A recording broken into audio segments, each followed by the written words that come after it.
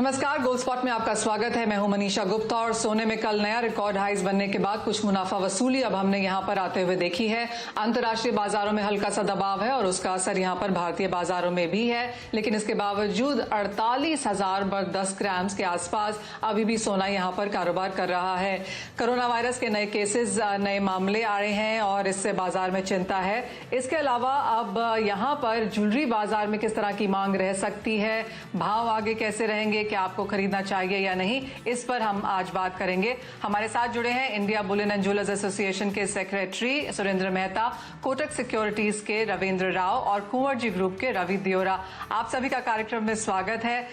सुरेंद्र जी, आपसे पहले शुरुआत करना चाहेंगे और हमने ऑल टाइम हाईज के बाद कुछ मुनाफा वसूली आते हुए देखी है, लेकिन सोना चार्ट्स पर हायर हाईज बनाता हुआ नजर आ रहा है।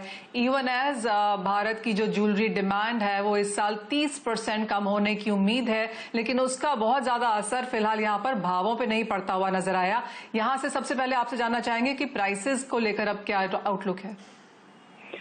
जी बिल्कुल मनीषा जी, कल जैसे गोल्ड ने ऑल टाइम हाई बना दिया था, तो ये ट्रेंड तो एक कंटिन्यू रहेगा। देखिए, जो लोग भी इन्वेस्टमेंट करना चाहते हैं इस पीरियड में, उनके पास इन्वेस्टमेंट के कोई विकल्प ही नहीं है।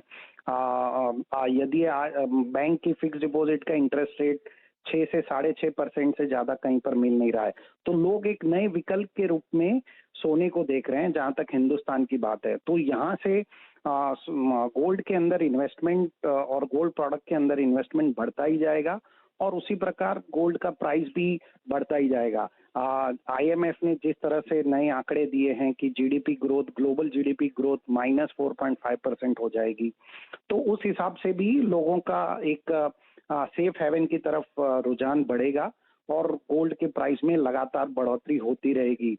इसमें कोई शक नहीं कि गोल्ड अपने प्रीवियस 2011 के हाई $1911 को भी क्रॉस कर जाए और वो भी बहुत जल्दी ये क्रॉस कर सकता है। मुझे लगता है ये दिवाली के पहले पहले इस प्रकार की सिचुएशन आ सकती है और गोल्ड दिवाली तक मेरे ख्याल से 52,000 52,500 तक भी दिखा सकता है। चलिए, क्योंकि प्राइसेस की बात हो रही है तो रविंद्र, आपका भी व्यू जानना चाहेंगे और थोड़े लंबे समय की ही बात करते हैं। आपको क्या लगता है कहां जा सकते हैं सोने के भाव? Good morning Manisha.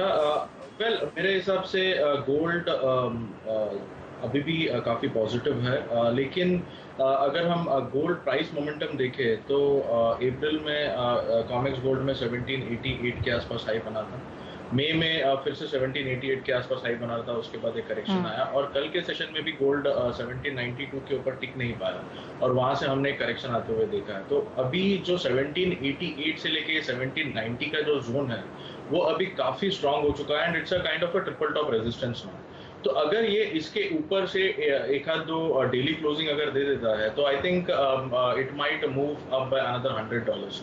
तो ये जो पिछले टाइम का जो हाई है विच इज अराउंड 1920 और डॉलर्स, उसके ऊपर चला जाएगा और and it can test the previous highs. तो मेरे हिसाब से उसको निकालना बहुत क्रूशियल है।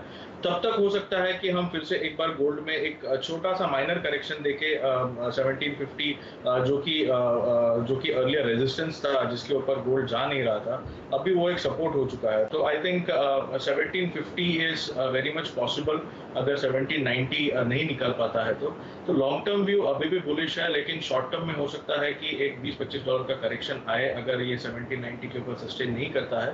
But I think again that is a very good buying zone 1750 के आसपास, वहां से फिर से एक बार बाइंग स्टार्ट कर सकते हैं। लेकिन इंट्राडे पर्सपेक्टिव से मेरे हिसाब से एक छोटा मोटा करेक्शन आ सकता है। MCX पर मुझे लग रहा है कि 47,700 तक के लेवल्स हम इसमें देख सकते हैं और जो रेजिस्टेंस होगा वो अराउंड 48,350-400 के आसपास होगा, उसका स्टॉप लॉस मेंटेन कर सकते हैं। रवि, आपसे भी जानना चाहेंगे आपका व्यू कि आपको सोने में यहाँ पर क्या लगता है। हमारे दोनों ही एक्सपर्ट्स को लगता है कि यहाँ से अच्छी खासी बढ़त है। कुछ रेजिस्टेंस लेवल्स ऑफ कोर्स यहाँ पर हैं जो पार करने की जरूरत है, लेकिन आपके हिसाब से अब क्या लेवल्स देखने होंगे? डेफिनेटली जो अभी तक का रेजिस्टेंस पहले जो शॉर्ट टर्म में था, जिस हिसाब से आगे भी रविंद्र ने बात की 1750 से 1760, ये काफी बड़ा रेजिस्टेंस जोन था। अभी इस जोन ब्रेक करके कंफर्टेबिलिटी सस्टेन कर रहा है। हालांकि कल जो डॉलर इंडेक्स में बढ़त देखने को मिली 9660 से 9730 के लेवल तक, तो इवनिंग में ये काफी प्रेशर रहा। उसका मेजर रीजन था कि आज जो यूएस के जीडीपी के नंबर्स है उसमें थोड़ा जो प्रीवियस नंबर्स थे वहां से थोड़ी रिकवरी की एक्सपेक्टेशंस थी। वहीं आज अनएम्प्लॉयमेंट क्लेम्स के भी नंबर आने हैं। हालांकि मुझे लग रहा है कि ये वीक थोड़ा अभी लैकलस्टर रहेगा। एक रेंज बाउंड ट्रेड जिस हिसाब से अभी मोमेंटम दिखा रहा है इसी हिसाब से रहेगा, क्योंकि आज चाइना बंद है, कल भी चाइना के मार्केट बंद है। तो ये वीकेंड ताइवान चाइना जैसे एशियन कंट्री से वो बंद है। नेक्स्ट वीक काफी क्रूशियल है। नेक्स्ट वीक जॉब डेटा आने हैं। Next week federal reserve chairman and वहाँ के जो ट्रेजरी सेक्रेटरी है उसकी टेस्टिमनी भी है वहां पे कांग्रेस के सामने। तो नेक्स्ट वीक मुझे लग रहा है कि फिर से एक रिकवरी आएगी। बाय एंड डिप्स रहना चाहिए। आज अगर डाउन साइड 47,700 के आसपास मिलता है तो मेरे हिसाब से शॉर्ट टर्म ट्रेडर से वहां पे बाय एंट्री कर सकते हैं। 47,280 का एक इंपॉर्टेंट सपोर्ट है जिसका एक स्टॉप लॉस लगा है। मुझे लग रहा है नेक्स्ट वीक में फिर से आपको एक नया हाई देखने को मिलेगा। 48,500 तक के टारगेट के लिए होल्ड करना है। तो अभी भी मेरा व्यू बुलिश है। जैसे रेजिस्टेंस की बात की, जो ग्लोबल कॉमेक्स लेवल पे बात करें तो अगर वो 1790 के ऊपर एक भी क्लोज आया तो मेरे हिसाब से काफी क्रूशियल रेजिस्टेंस का ब्रेकआउट वो माना जाएगा। और पुराने हाई जो 1811 1828 के फ्यूचर में थे वो आराम से ब्रेक हो सकते हैं। चले, यानी कि हमको यहाँ पर ब्रेकआउट्स का अब इंतजार है, उसके बाद सोना यहाँ पर नए हाईज बना सकता है। सुरेंद्र जी, कल एक मेटल फोकस की रिपोर्ट भी आई है और दो नंबर्स जिनकी तरफ आपका ध्यान खींचना चाहूंगी। एक तो ये कि भारत की जो ज्वेलरी की मांग है उसमें करीब 39 या 40% तक का गिरावट इस साल में एक्सपेक्टेड है। और दूसरा बड़ा नंबर जो था वो ये कि जो सोना जो वापस बेचा जाएगा बाजार में स्क्रैप गोल्ड के हिसाब से, वहां पर 17% का इजाफा देखने को मिल सकता है इस साल में। इन दोनों नंबर्स को आप कैसे देखते हैं, आपको क्या लगता है और इसका कितना असर यहां पर सोने की मार्केट को इंडिया में पड़ सकता है? देखिए, जहां तक पुराने सोने की बात है तो उसमें एक बहुत ही अच्छी बात ये हुई है कि बहुत सारी जो गोल्ड एनबीएफसी कंपनीज हैं उन्होंने पुराने सोने के अगेंस्ट में लोन देना शुरू कर दिया है। तो ये ज्वेलरी मार्केट के लिए बहुत ही अच्छा हुआ है। तो जो जो स्क्रैप मार्केट में आने वाला था वो स्क्रैप अब फाइनेंस कंपनियों के पास जा रहा है और उसके अगेंस्ट में लोगों को वो पैसा दे रहे हैं। तो ज्वेलरी मार्केट पर उसका थोड़ा कम प्रेशर आया है। तो पुराने सोने में बिल्कुल मैं मेटल फोकस की रिपोर्ट से सहमत हूँ कि 17% से ज्यादा का इजाफा नहीं हो सकता। हमें पहले लगता था कि करीबन 30 से 40% का इजाफा इसमें हो सकता है।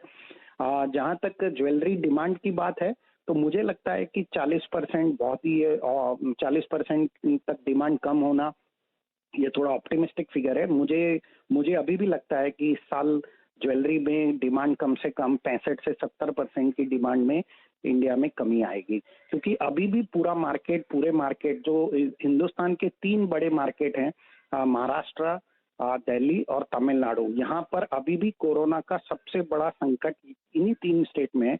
और जब तक ये तीनों स्टेट पूरी तरह से खुलते नहीं है तब तक मार्केट में किसी भी प्रकार की ज्वेलरी बाइंग की मूवमेंट होना मुश्किल ही लगता है। तो मुझे लगता है ये नंबर कहीं जो शॉर्टफॉल होगा वो नंबर 65 से 70% तक का होगा।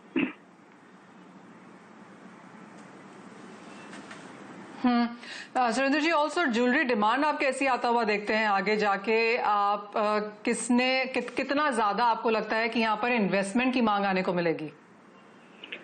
देखिए, दोनों अलग अलग प्रोडक्ट हैं। जो इन्वेस्टमेंट डिमांड है वो उसमें बहुत सारे इंस्ट्रूमेंट हैं, डिजिटल गोल्ड है, गोल्ड बॉन्ड है, उनका सबका एक अलग मार्केट है। और हमने एक नया ट्रेंड देखा है, एक नए बायर्स, एक नए इन्वेस्टर्स इन प्रोडक्ट को खरीदना चाहते हैं।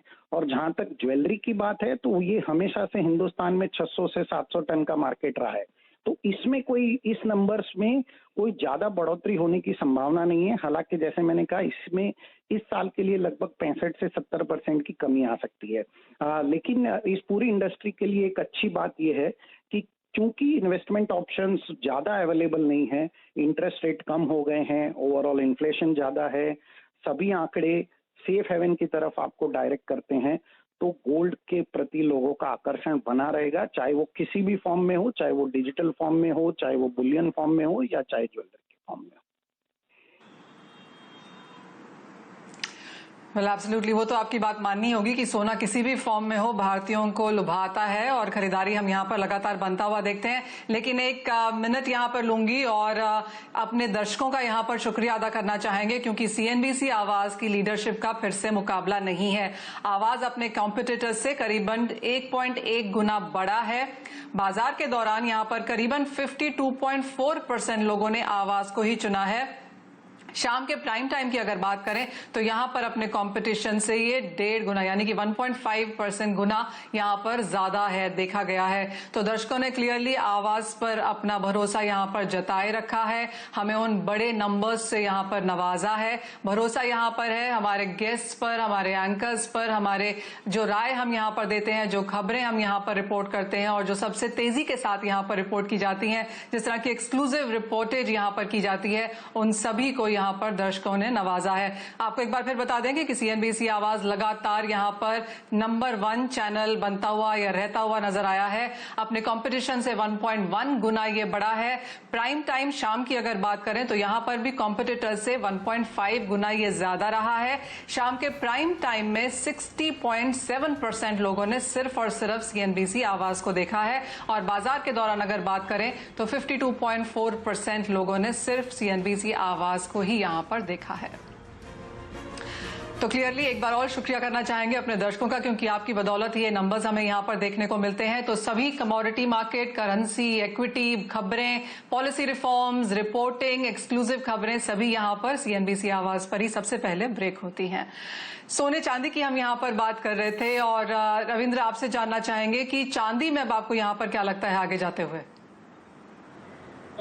मनीषा, अगर गोल्ड और सिल्वर दोनों का मूव देखें तो सिल्वर काफ़ी डाइवर्जेंस ट्रेड कर रहा है एज अगेंस्ट गोल्ड, क्योंकि हमने सिल्वर में 18.20 डॉलर के ऊपर सिल्वर सस्टेन नहीं कर पा रहा है, उसके पास में जाता है और वहाँ से हम इसमें एक अच्छा खासा करेक्शन देखते हैं और नीचे के लेवल पर 16.85 का एक स्ट्रॉन्ग सपोर्ट है कॉमेक्स में।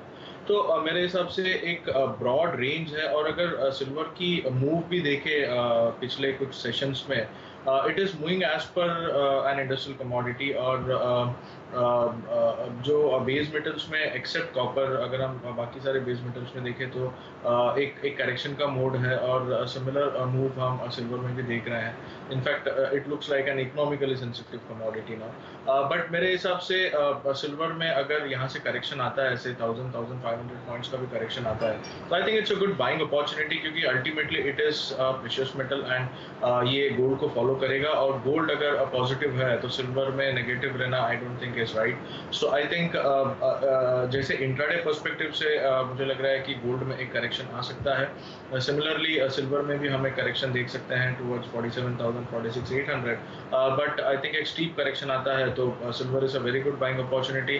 कॉमेक्स पर 1685, 1690 is a very good buying zone, अगर उसके आसपास आता है तो it's a good bet to go long और इंट्राडे पर्सपेक्टिव से I think we can go for a short.